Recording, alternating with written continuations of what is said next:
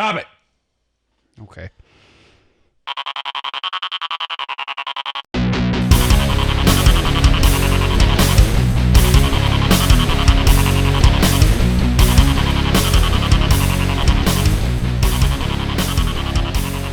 Hello and welcome to the Nerd Card. I'm Phil. I'm Chuck. And today we're diving into the Tobey Maguire / Sam Raimi trilogy. Yeah, the Tobey trilogy. The Tobey trilogy. Well, we're not going to mention Sam Raimi all that much. Not that I'm lazy. It's that I just don't care. We will. It just won't be super nice. It won't be nice. Sorry. But I'll tell you this. We're going to go film by film. We're going to start with the first one, obviously. Yep. And the first one... And well, really the first and second are kind of the closest to the source material that we've seen, aside from the animated ones. Hey. Okay, then. Even more so than some of the animated films. I mean, Sure. But for live action, the first two Tobey movies are the closest to the source material. When we say source material, we mean the original 1960s Amazing Spider-Man comic book. Comics, of course. Comics. Yeah. So it's very close. Yeah. And that used to be more important to me, honestly, than it is now. It's not as important, especially with the MCU coming in. It's just that's not exactly why. It's more about the spirit of the show, and any comic book adaptation, it's more about the spirit. Does it feel like that comic book? And I'm speaking specifically of comic books because other sci-fi things, other nerdy things we like Star Wars, the movies came first. Yeah. So it's not, you don't have to worry about it if it felt like the comic. Doesn't matter. It's the movie. But no, you have to worry about it felt comic like books, that world. For Batman, for Spider-Man, for Thor, for the X-Men, for whatever, does it feel like the source material? Well, and not just does it feel like the source material, is that a story that you could see that particular character actually being in? Absolutely. And with the Tobey movies, by and large, 100%. I mean, his origin is very close to the comic. Yeah. Uncle Ben and Aunt May, Uncle Ben, great power, great responsibility, how Uncle Ben dies, Sure. him being at the event, letting the bad guy go. All that stuff is straight from the comic book. Well, as you mentioned earlier, MJ calling him Tiger. Go get him, Tiger. But there's a lot more too. Of course, Jonah Jameson is a highlight of all three of these films. These weirdos all gotta have a name now. Yeah. And he's the reason that he doesn't appear in a couple of the other ones is because there's no better guy. Well, yeah. It's bad decisions is what it was. Just keep on J.K. Simmons as J. Jonah Jameson. There's no better guy. J.K. Simmons understood the role. Crap, mega crap.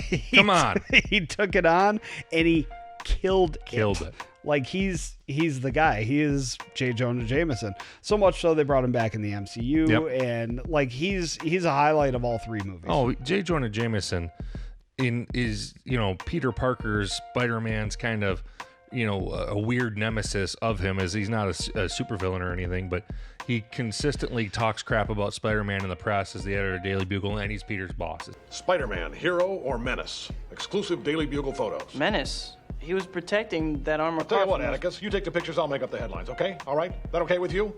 Yes, sir. Goody. It's that duality that Spider-Man, it's a big theme in Spider-Man comics and in these films. And J.K. Simmons, no one would do it better than him. No, of course not. And J.K. Simmons is a hell of an actor. If you've seen he's got a lot of range. Whiplash, I mean, come on, man.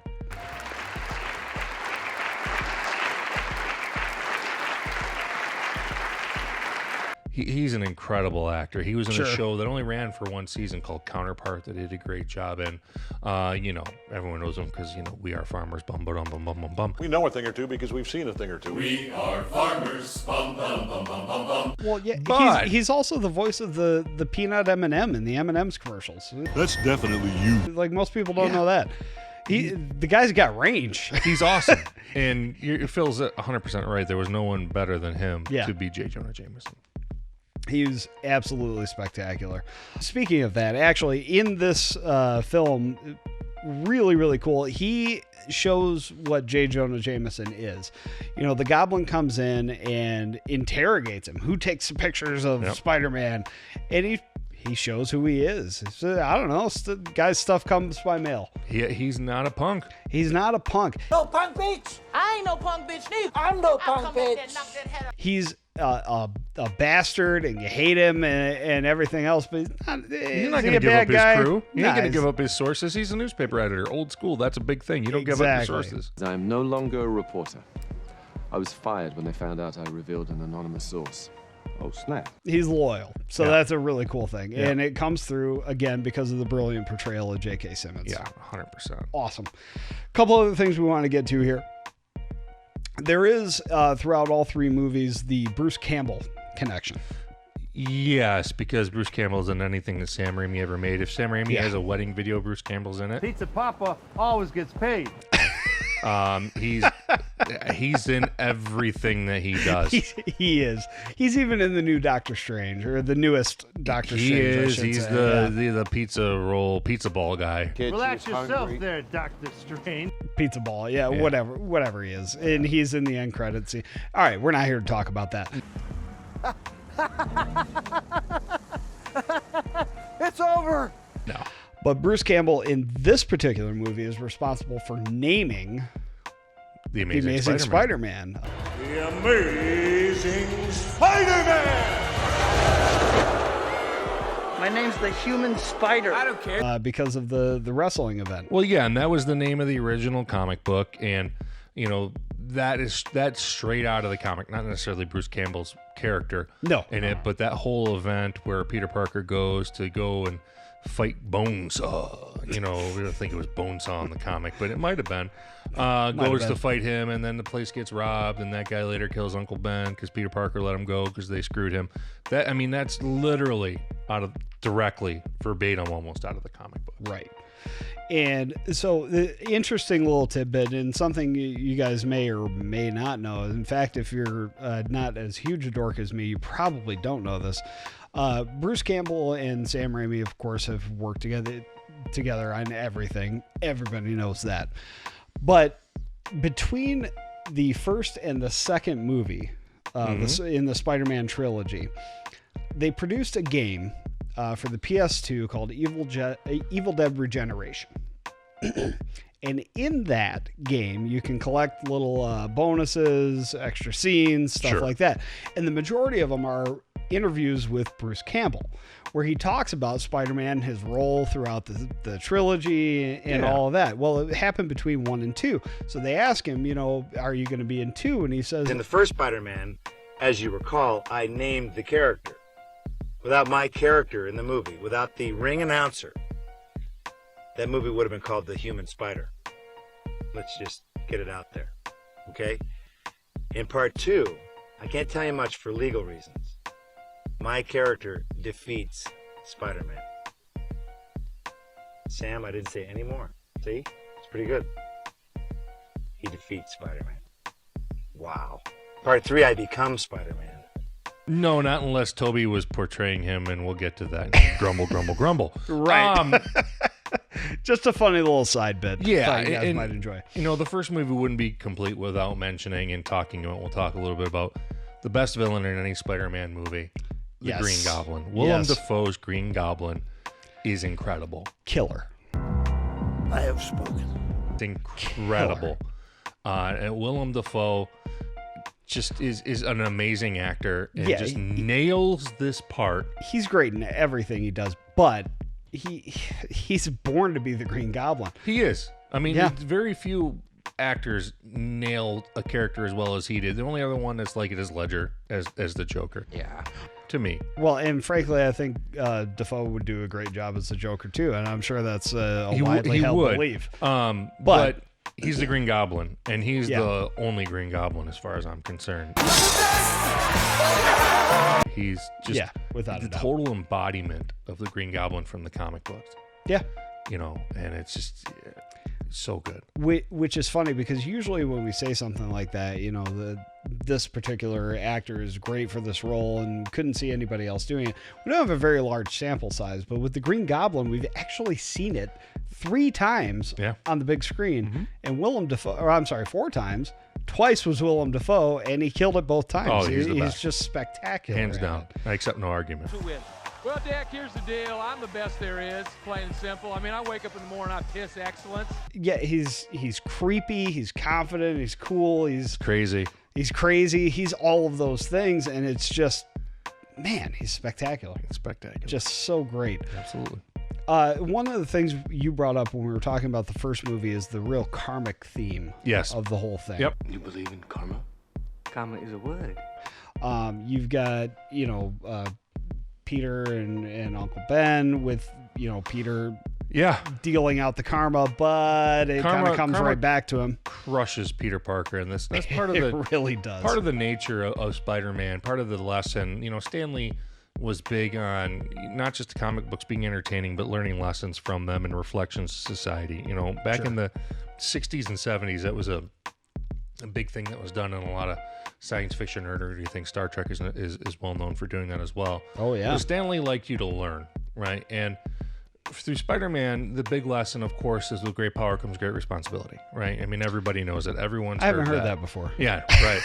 And with that, the other part of that is, for all your actions, there'll be a reaction, right? Certainly. And karma is at work. Really, Raimi really throws that out there of, as Phil said, Peter feels like he gets hosed by the promoter, so then when the promoter gets robbed, he lets the guy go. Well, that guy then kills Uncle Ben. Right. Same thing with, Harry is seeing, his father show Peter the love that he doesn't feel like he's getting. Yep. So then Harry steals Peter's girl, and then karma comes back and bites him because then Spidey steals MJ from him, which is really Peter. Yeah. And this kind of loop continues on through this trilogy, but really in the first movie a lot. You're absolutely right. It's very prevalent in the first movie, but it does carry on throughout the entire trilogy. Yep. One thing we absolutely have to mention before we leave the first movie behind is all right, well, we'll go ahead and get this out here. While we don't necessarily care for Sam Raimi as a director, some of the shots in the movie are visually stunning. Yeah, well, this one isn't. This one is the least Raimi of the three movies. It really is, by a lot, and we're going to talk about that. It is. As a younger man, I really like the Evil Dead movies and the Army of Darkness. Hail to the king, baby. But as I've gotten older and grown, and you rewatch them more and more, I find Army of Darkness entertaining still. It's funny. It is. But Sam Raimi, to me, is not a great director. At least not a comic book stuff. No, well, he's one note. Yeah. And you know what I mean? He does horror camp. Yeah. Okay. He does, Xena. He does, Jocks Are the Mighty, which is in Xena. Okay. Sure. Yeah. Bruce Campbell was in that too, for the record. Well, of course it's Sam Raimi. Of course he was. So he does that pretty okay, good. But he's not comic book movies. I mean, when we reviewed Doctor Strange, that was one of my big gripes is he made it too Evil Dead-y, and I didn't like that. That was the biggest gripe. That was we looked at it and went, ugh. My car's just falling.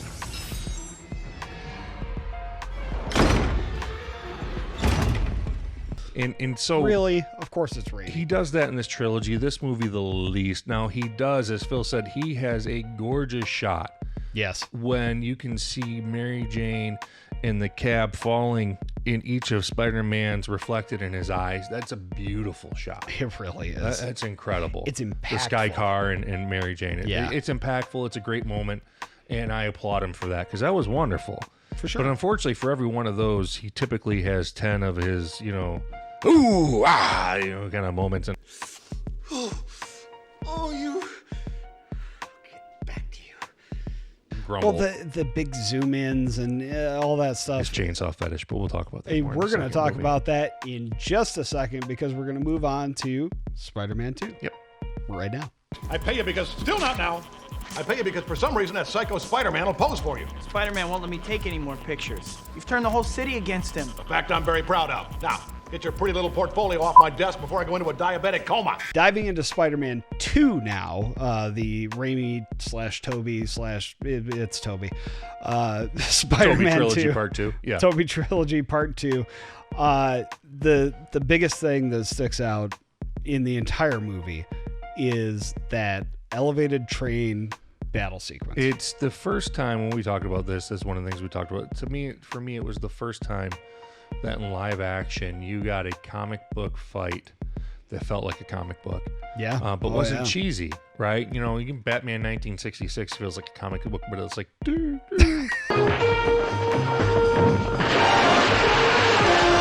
It's cheesy as heck. It's super cheesy. This is not. This is meant to be serious and dramatic, and it is, but it's also, you can feel the comic book genesis of it. And Doc Ock, played by Alfred Molina wonderfully, oh my goodness, is great. Is you know, tied for the second best villain.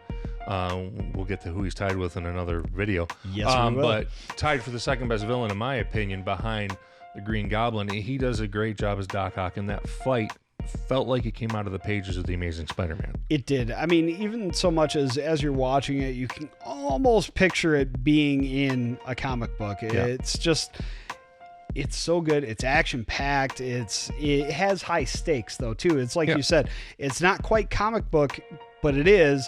But it's because of the stakes that are involved in that that it makes it such an intense scene.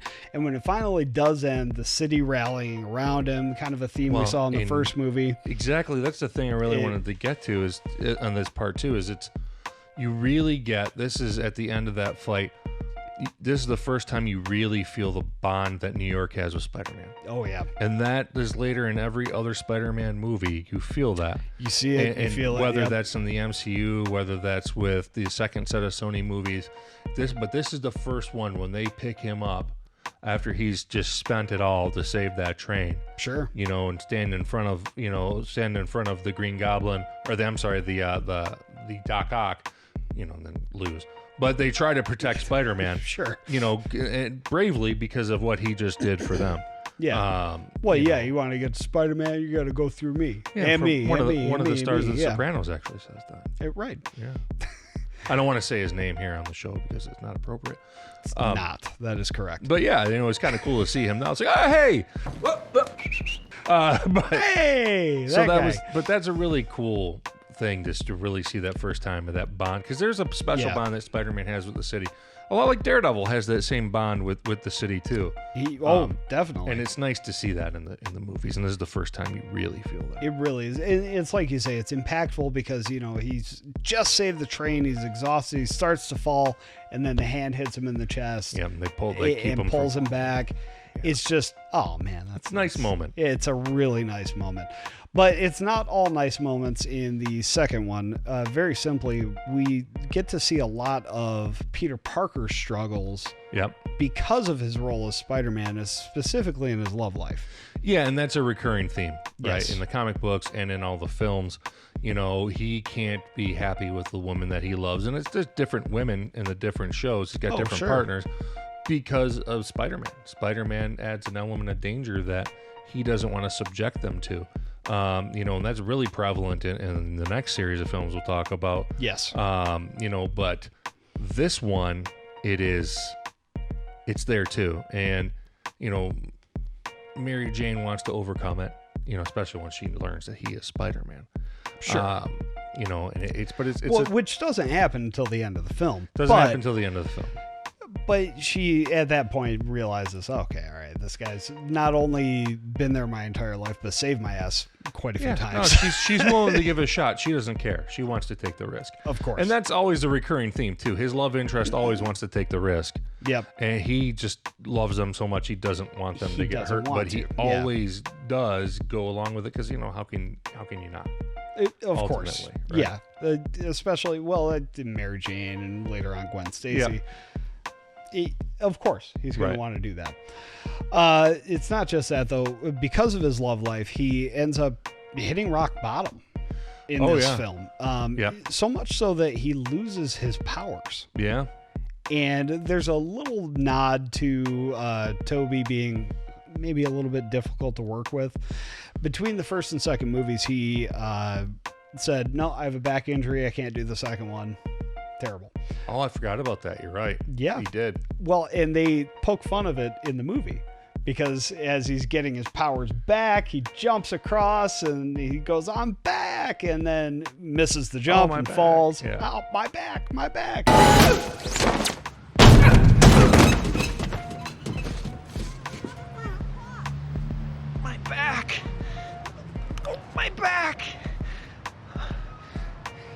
So they poked a little fun at it. Obviously, it was more of a negotiation tactic than anything else. His back wasn't actually hurt, but it's fun to see that in the movie, and it comes through in the writing because of that. But it also is a very nice key point. What would happen if Spider-Man lost the ability to be Spider-Man? Well, and especially in this one, as unlike all the other iterations of Spider-Man, his webs are organic. Whoa! That came out of you. Yeah. You can't do that, huh? Yes. They come from the body. They're not. I don't know how we got this far into this trilogy without and we hadn't mentioning it. mentioned that And yet. that was, that was one of the things that when I was younger and it stuck in my craw more of being, it's too far from the source material. Because Peter Parker, one of the things in this trilogy they don't play up very well, Peter Parker's a genius. Is the blonde girl really your girlfriend? Yes, sir. You're the genius. In the comic book. Yes. And he builds his own web shooters, and they're just like, and it's like, what? Yeah, it just comes out of him. And it's like he didn't have to build anything. They don't really play up how good of a student he is that much. Well, it's what is it? Brilliant but lazy. Tells me you're brilliant. He also tells me you're lazy. Yeah, I don't really remember that from the comic book. Maybe I'm wrong, and you guys tell me. Oh no, that's from the movie. Doc Ock calls him I know, that. but I don't remember that being conveyed from the comic book. In the comic book, I Right. always remember him doing well in school. He was just always poor. Good news, guys. I spent all my money. Well, yeah, of course. And he's not actually lazy. Even in the movies, he's not Right, brilliant he's but tired. lazy. He's tired. He's freaking Spider-Man. He's a street level hero, right? Yeah. So that's one of the things in the Spider-Man movies is when you compare and contrast that to, the Avengers typically, and we'll talk about this differently when we get to that series at some point. Sure. But the Avengers are Avengers levels event, right? Spider-Man and Daredevil and the Defenders and things like that are somebody knocked over a liquor store level event. What's up, guys? You got your PIN number? Whoa, you're the Avengers! What are you guys doing here? Right. So they're street level heroes, so they're on the go all the time. They're constantly moving. Yeah. Yes. Now, Spider-Man does have, and we'll talk about this later on in the other series. Spider-Man does have the strength Tons. to handle those Avengers level events or those world-threatening Totally gets events. downplayed in this trilogy, though. It's downplayed in almost every iteration of Spider-Man. Yeah, and it's just something that, me as a big Spider-Man super fan, he's always been my favorite superhero since I started reading comics, and he's always underpowered in the films. 100%. Yeah. He's, on par strength-wise with like the Hulk. No. Or close. No, he is more than average, but he's like in that tier between like your Captain America and Thor and the Hulk. Somewhere in that tier. He's up there. But he's not this way down here like they always have him. He's more in here. Well, that's what I mean. He's closer to the Hulk than he is to I'm gonna disagree. Captain America. Wrong. Wrong, wrong, wrong, wrong. Wrong, wrong, wrong, wrong. You're wrong. You're wrong. You're wrong. Anyway, he's strong. He's stronger than they give him credit for. Yeah, for sure. And that's something that's consistent in these is they don't always show that. Sure. It does get shown in one of the iterations. Kinda. Not really. We'll get to that another time. But yeah, we'll get to that another time. Spider-Man's around a 15 tons is his strength. Okay. Thor was over 100. Sure. And so was the Hulk. They're both 100 plus tons. Yeah. And Spidey's about 15. Captain America's like a 10er. Sure. 5 to 10. But Spidey was like 15-ish. 15. I think he was 15 to 25 actually was the range. The MCU, Iron Man says if Cap wanted to wipe the floor with you, he would. Yeah. No, he wouldn't. No, he wouldn't. Thanks, Tony Stark. No, he wouldn't. Spider-Man would whoop the shit out of Captain America. Yes, he would. All right, let's get to it. We're going to dive right in. Spider-Man 3. Crap, mega crap. Here we go. Crap, mega crap. But it doesn't start out that way. Okay, 10 minutes are good. It's more than 10 minutes. The first 12 half of minutes the are movie good. really is about, Peter gaining a level of notoriety, or not Peter, but Spider-Man. But Peter also gets all caught up in it, and he's got his, he's reading his own press clippings as a sports performer might say, and he loses sight of everything. He's all wrapped up in how much they like me, they really like me. And he literally says that line in the movie. Yeah. Well, yeah. I mean, I was imitating like Sally Field, I think it was. But anyway, yes, he gets too into it, and he doesn't even listen to MJ anymore. No, not at all. And she's going through stuff. I mean, he's not there for it. She's on Broadway. She's not on Broadway, and he's just comparing it to his experience as Spider-Man and not really listening. Yeah, just like, dude, STFU. Seriously, you're painful. Yep. Right. And so you have that. And I have a lot of beefs with this. There's a lot of beefs. Buckle up. I've got beef. Let's do it. I don't care for. Okay, number one. Forman. Yeah, come on. Forman. All right, you're making Forman Venom. You're a dumbass. I have notes here, as you may have noticed. Forman. It says Forman sucks. That's it. He's horrible. He is. Okay. He should horrible. only ever be Eric Forman. That's it. Done. And then you make him Eddie Brock. He's a terrible Eddie Brock. Yeah. He's an awful Venom. Yeah. Awful as Venom. Well, he never changes his voice. He's still the same. He's Topher Grace. Now, granted, I get it. It was the first try at adapting Venom to the movies, which even at that time technologically was a challenge to do. I get it. It was. But and it's I will say there is only half redeeming part of this is that it is closest to Venom's actual origin of anything they've put on film. Sure. But it's taken away from the fact that it's terrible and it's not actually how it happened. And it's so bad. I can't stand it. And you film There's a lot that's bad. You drop in. You half-ass the origin, and then you have a guy like Topher Grace playing. Eddie Brock's a big dude. Eddie Brock had gone. Topher Grace is not. Right. And Eddie Brock had gone to jail because of Spider-Man, and he went to the church to pray for God to kill Spider-Man, not Peter Parker. And the symbiote was hiding out in the church because that's where Spider-Man had separated himself from the symbiote in the bells. It didn't happen live at one time. Right. The symbiote was kind of just there, didn't know what to do, is from another planet. And it hears this guy say how much it hates Spider-Man, and it hates Spider-Man, so they bond and they become Venom. Sure. Okay, and it's cool in the comic book. It's terrible in this movie. It's so close, but it's so close so and different. Yet so far. Yeah. Right. And they're jamming in a third villain after you already have the Sandman, who they waste. Right. Who could have been so wasted. Cool. And then you got the second Green Goblin, which has been done poorly every time they've tried to do the second Green Goblin. Sure. And it's just, and James Franco isn't the guy who should be the second Green Goblin. He's just anyway.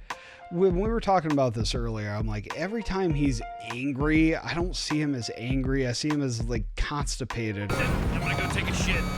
Or uncomfortable, or just it just doesn't portray that as an actor, and he's supposed to be freaking angry. And you have the other thing that really annoys me is you have Gwen Stacy juxtaposed against Venom, which in the comic they didn't come close to existing right at the same time. Wibbly wobbly, timey wimey. Gwen Stacy got dropped off the building by a Green Goblin 10 years at least before Venom was introduced into the comic book. Right. Probably closer to 20. So come on, man. It ain't right. Terrible. But a lot of the reason for that is. And then emo man. Now dig on this.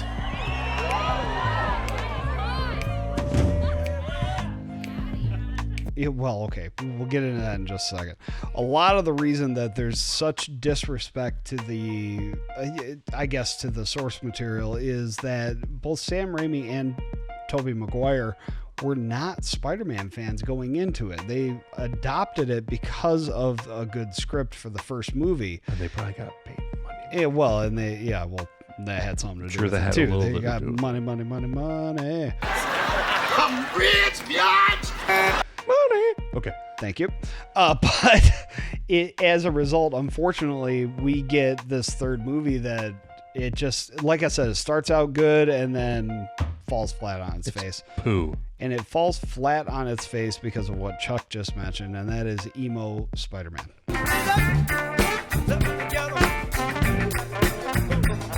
In the jazz club. Oh, so God. bad. It's so painful. It is so awful. In the comics, Spidey Awful. wanted to get rid of the black suit because it made him too aggressive. It didn't make him a tool.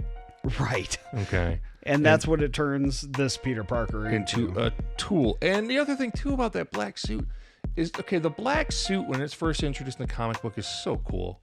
Yeah. The black suit with the white spider all the way. It looks it's really a dope cool. suit. Yeah. And they never even do that. They just make his suit black. Stupid. Yeah, Terrible. which is not the same thing. Terrible. Just not the same thing. Terrible. Doesn't look good. Doesn't work. It's bad. I don't got a lot else to say about that movie. It's a mess. You know what? The whole movie's a mess. We could have got Spider-Man 4 if they had stuck the landing, but they just plain didn't. It's bad. Yeah, it was awful. It's bad. I think with that, we're going to go ahead and wrap it up on the Tobey trilogy. Yeah. For Spider-Man. Yeah. I would like to remind you to check us out on YouTube, Facebook, Instagram, Twitter, out there. all that good stuff. We are out there. Remember, the likes are free. Right there. They are. They're free. They're right there. You can like the video. Share us with all your nerd friends so that they can join in the party as well. And with that, we'll go ahead and say, What's on your nerd card?